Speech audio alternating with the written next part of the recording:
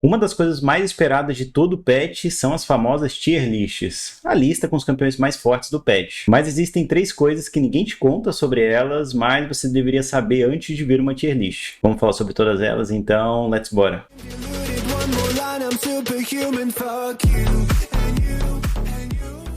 E vamos partir do princípio do que é uma tier list, tá? De uma forma bem, não grosseira, mas de uma forma bem simples. Uma tier list é uma lista com campeões que, teoricamente, estão mais fortes do que outros campeões no meta atual. Tá? Então, a cada patch pode ter uma lista e esses campeões podem alterar, eles podem ficar mais fortes, mais fracos, dependendo das mudanças, nerfs, buffs, itens e coisas do tipo. Tá? Então, é uma lista com os campeões mais fortes do patch. Só que ela é uma lista feita geralmente por criadores de conteúdo, jogadores profissionais, baseada nas experiências pessoais e baseada também no que ela acredita ser forte naquele meta atual. Tá? E é claro que ela pode pegar alguns dados desde que tenha sites com alguns números, né? E a gente tem um no Wild Rift que se chama Wild States, que dá um pouquinho de noção sobre isso. E também alguns números e visões do competitivo que pode ajudar nesse tipo de análise. Tá? Então é mais ou menos essa linha que segue uma pessoa quando ela vai montar uma tier list. E esse vídeo não é para descredenciar as tier lists que existem, até porque eu mesmo estou sempre acompanhando e às vezes eu crio uma ou outra também. Mas é um vídeo que eu acho que seria legal que você assistisse antes de ver a sua próxima tier list, antes de ver a tier list do próximo criador de conteúdo que vai criar no próximo patch e tudo mais. Isso talvez te dê uma base muito boa e uma noção muito diferente quando você for analisar uma tier list. E antes de entrar na primeira coisa, eu só preciso te lembrar que nesse mês eu estou fazendo sorteio de 12 skins, 3 por semana. Hoje, inclusive, já tá rolando o sorteio de uma skin também. Se você chegar na live, você vai poder participar. Tem outras 2 para ser sorteada. Na verdade, essa semana tem mais 3 para ser sorteadas. São 4 ao todo. Então, no mês aí a gente vai ter no mínimo 12 skins, mas um pouquinho mais ali por semana. Se você quiser participar, o link tá na descrição. Eu faço lives lá na Trovo. Tá fixado nos meus comentários. Você consegue achar aí. Quem sabe você não leva uma dessas skins também. Eu vou deixar até como fundo uma tier list do Rush, que costuma ser uma das mais utilizadas, né, pelos criadores de conteúdo. Eu mesmo estou sempre olhando quando ela sai também. Eu acho que serve como bom padrão para o que a gente vai falar, tá? E a primeira coisa que não te contam. A tier list, ela não foi feita para todos os elos. Ah, como assim? A tier list não é inclusiva, máquina? O que é isso? Pô, ela é exclusiva só para algumas pessoas e tudo mais? Uma tier list, geralmente, né, e aí trazendo um pouquinho do que eu já falei antes, ela é feita por jogadores profissionais ou criadores de conteúdo, que em grande maioria costumam estar nos elos mais altos. Então ela é muito baseada na sua experiência pessoal de filas com elos maiores, tá? E até por questões lógicas. Se você pega, por exemplo, um campeão, sei lá, um Kha'Zix jogado no Challenge e o Kha'Zix do ferro, obviamente a pessoa que vai pegar o Kha'Zix no ferro não vai ter a mesma mecânica, muito provavelmente ela está começando a jogar agora, ela está lendo as skills do campeão, então não tem como você dizer que o campeão está sendo extraído ao máximo nos elos mais baixos. Então é natural que você pegue como base filas mais altas, né? Grão-mestre, mestre, challenge, talvez diamante, whatever. Mas você vai utilizar mais essas filas como base. E até porque é o elo da maioria das pessoas que criam esse tipo de conteúdo também. Porém, isso faz com que ela não seja totalmente encaixável para todo mundo em todos os elos. E esse é um dos maiores erros que acontece. Quando a gente passa uma tier list só com o objetivo de passar uma lista e ponto final, para você ver quais são os campeões mais fortes, você vai perceber que tem muita coisa que não vai encaixar no elo que você tá. E tem muita coisa que você considera muito forte, que no seu elo talvez seja, e em outros elos não. E esse tipo de diferença, as pessoas não costumam fazer. Tentar enxergar o que é forte num elo, o que é forte no outro, e criar algumas variáveis para isso. Vou dar um exemplo aqui da própria tier list do Rush, tá? Trazendo para a rota do meio. Ele colocou 4 campeões como tier S: Diana, Zed, TF e Jace. Vamos assumir que esses 4 campeões são os mais fortes do meta, tá? Nem tô aqui para dar minha opinião ou algo do tipo. Só pra gente assumir o exemplo do Rush mesmo, que os 4 são os mais fortes do meta. A Diana e o Zed, por serem assassinos, muito provavelmente vão se encaixar bem em quase todos os elos. Porque assassinos vão bem desde os elos mais baixos, onde a galera joga com muito assassino e consegue abusar bastante de um pessoal que tá começando a jogar agora, que ainda não entende muito do game. E nos elos mais altos, porque eles já têm uma mecânica mais apurada também. Então eles conseguem extrair muito mais de um Zed da vida do que um elo mais baixo. Então são campeões que eles são adaptáveis para quase todos os elos. Agora, quando você olha o TF aqui como exemplo, eu sou um fanzaço de TF, talvez seja o meu principal campeão. Mas ele não tem o mesmo impacto nos elos mais baixos. Eu estou assumindo que você é um jogador desse elo. Vamos trazer um exemplo prático aqui. Você está no prata atualmente e você quer jogar de TF. A sua mecânica é condizente ao seu elo. Você vai ter uma mecânica ali de prata, gold, bronze. Você vai estar meio que misturado numa mecânica ali. Então você não vai extrair o máximo do TF. Mais do que isso, não é só que você não vai extrair o máximo do TF. O TF é um campeão que você necessita olhar muito o mapa. Você tem que estar o tempo todo olhando. E geralmente a galera nos elos mais baixos não olha muito o mapa. TF é um campeão que às vezes ele precisa de um follow-up.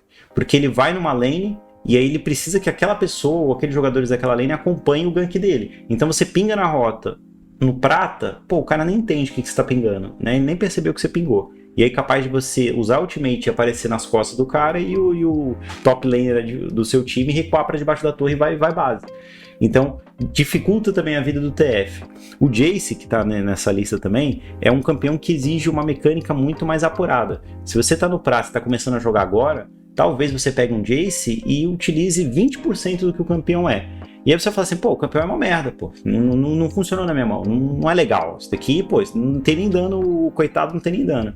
Só que um jogador do desafiante, que joga muito bem de Jayce, ele vai extrair o máximo do campeão e ele realmente vai dizer, Jayce tá um campeão muito forte nesse patch. Entende como esse tipo de diferença pode acontecer de um elo para o outro? E aí o erro que às vezes a gente cai é de achar que você pode pegar os campeões da tier list e colocar em qualquer elo que dá certo. Isso não funciona. Eu já fiz algumas tier lists no canal que eu tento fazer sempre essa diferença. Eu falo, nesses elos ele funciona melhor, nesses elos nem tanto. Eu acho que é um tipo de menção que vale a pena você fazer, tá? Porque se eu te passar essa tier list aqui seco e falar, joga com todos os campeões do mid, que são os mais fortes, e sei lá, você tá num elo muito diferente do Rush, que é desafiante e é um jogador profissional, talvez você não tenha o mesmo impacto. Aí você fala, tier list não existe. Ou você não consegue extrair o máximo dela. Então, isso é uma coisa importante que as pessoas não falam, tá? Eu recebi uma informação aqui que você não é inscrito do canal. Não, deve ser erro do sistema. A segunda coisa que não te contam é que geralmente a pessoa que faz a tier list, ela traz experiências baseadas na região dela. E no Wild, assim como no LoL PC, o meta pode variar um pouco conforme alguma região. Então, vamos dizer que a pessoa que fez a tier list mora na Tailândia e ela vai trazer o meta que é jogado ali no Sudeste Asiático. E ela vai falar que alguns campeões são fortes, só que aqui no Brasil esses campeões não têm o mesmo impacto, porque o jeito de jogar é diferente, o fluxo do jogo não é o mesmo. O que as pessoas picam influencia muito na sua escolha, então de repente lá alguns campeões são muito picados e aí você traz aquele campeão como resposta. Só que aqui no Brasil esses campeões não são tão picados, então você não traria esse campeão como resposta. Então a região que você está influencia muito na sua tier list. Eu não estou dizendo que você precise ver somente tier list de jogadores brasileiros, tá? Ou criadores de conteúdo BR. Porque isso aqui, quanto mais forte for a região, mais vai te dar uma noção de que aquele campeão realmente pode estar forte. Mas vale a pena você fazer esse tipo de ressalva. Talvez você veja alguns campeões nessa lista que você fala, eu nem vejo na Ranked. E quando eu pego na Ranked, isso aqui nem funciona. E eu tô no elo alto, eu sou o grão-mestre. Mas isso daqui não tá funcionando para mim. Porque às vezes aquele campeão é jogado melhor no meta que tá rodando na região daquela pessoa que fez a tier list. Então se você levar isso em consideração, pode ser que você consiga ter uma visão um pouco melhor disso aqui. Se você só ignorar e pegar todos os campeões fortes e sair jogando, muitos campeões você vai ver que não vai encaixar, porque são regiões diferentes e não tem o mesmo impacto, tá? Isso daqui não é a maioria. Geralmente o meta ele é um pouco parecido sim nas regiões, mas existem variações e você precisa saber que essas variações podem colocar um campeão no meta ou tirar ele do meta.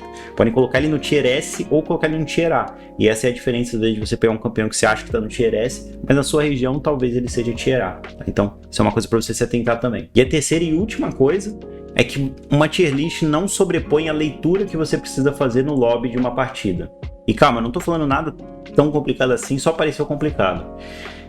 Cada partida, ela cria um cenário diferente, tá? Então, os campeões que o seu time pega e os campeões que o time adversário pega vão criar um cenário específico para aquele jogo.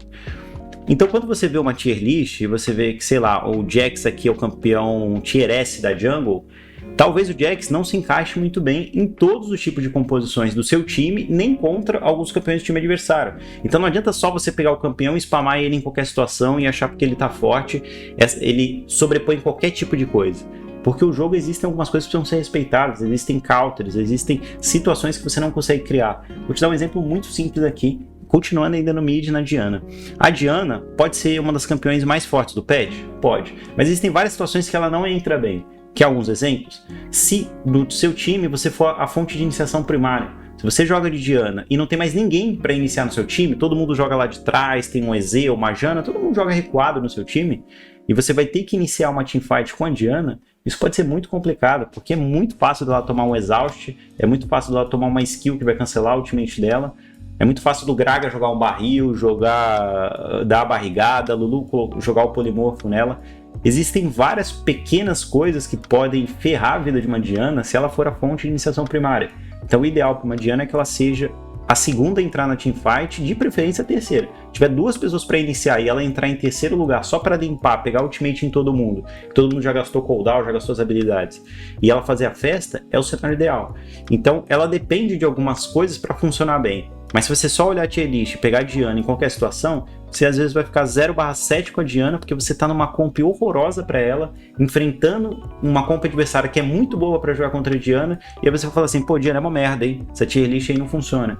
E aí você vai partir para outro campeão, sendo que você só colocou o campeão na situação errada. Toda tier list, ela te dá uma base, mas você precisa fazer leitura naquela partida. Não adianta você sair escolhendo o seu campeão antes de começar o jogo, porque às vezes você vai pegar um campeão que vai ser uma escolha terrível para aquela partida, mas você vai pegar com ele só porque você queria jogar com o campeão, e isso pode acabar te impactando. E caso você esteja muito preocupado em subir de ela, essas coisas, se você não está preocupado, aí tudo faz. Mas se você está preocupado, esse tipo de coisa pode te atrapalhar também. Então é uma consideração que você precisa fazer a mais aí quando você for ver uma tier list. Fechou? Família, então é isso. Eu acho que esses 3 pontos são os principais que você deve considerar quando você for ver a tier list de algum criador de conteúdo aqui no YouTube, no Twitter, qualquer lugar. Tá? Eu acho que vale a pena você analisar isso aqui. Fazendo isso, talvez você consiga entender um pouco melhor as tier lists aí da vida e possa extrair mais dela do que simplesmente só copiar e colar, ou simplesmente, pô, ver um vídeo do Maquinário aqui no canal falando, família, vamos lá, a tier list, pô, os suportes mais fortes, Thresh, Nami, Morgana, Lulu e Rakan. Joga com eles que é free elo, você vai subir, vai ser um monstro. Não funciona bem assim. Tá? Então, cuidado quando você for fazer esse tipo de leitura em vídeos, em posts, em qualquer coisa na internet. Já deixa o likezão se você gostou do vídeo, dislike se você não gostou. Deixa nos comentários outras coisas que você acha que deveria considerar também na tier list que eu não falei. Pode ter outras coisas também. Ou se você discorda de alguma delas que eu falei, muito obrigado pela sua presença. E eu espero que a gente se veja em um próximo vídeo.